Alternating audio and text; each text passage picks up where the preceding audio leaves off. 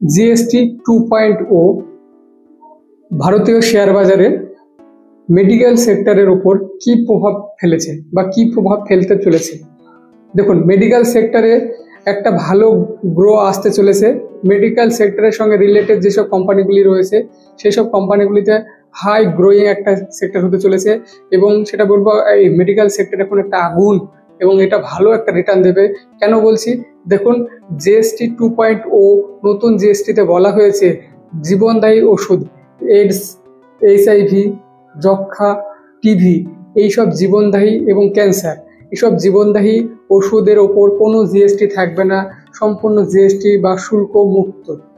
ঠিক আছে, তারপরে রয়েছে কি প্যারাসিটামল, অ্যান্টিবায়োটিক, ঠিক আছে, এইসব ওষুধের ওপর 12% থেকে জিএসটি, 5% জিএসটি নিয়ে আসা হয়েছে।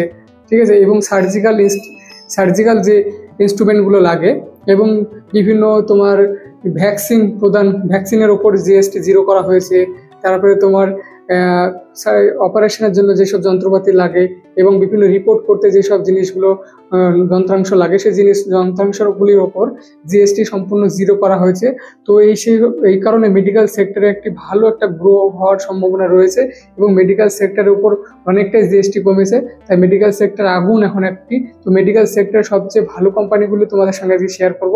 তো প্রথমেই রয়েছে সিপলা কোম্পানি, তারপরে রয়েছে তারপরে রয়েছে তোমার সানফার্মা, তারপরে রয়েছে জাইডুস লাইফ সায়েন্স, তারপরে রয়েছে সিজিএস, তারপরে তোমার রয়েছে জিএসকে।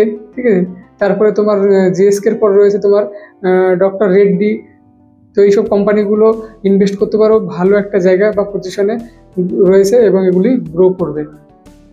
ভিডিওটি ভালো লেগে থাকলে লাইক, কমেন্ট, শেয়ার এবং আমার চ্যানেল যদি নতুন হয়ে থাকো তাহলে অবশ্যই চ্যানেলটি সাবস্ক্রাইব করবে পরবর্তী এরকম ইনফরমেটিভ ভিডিও পাওয়ার জন্য।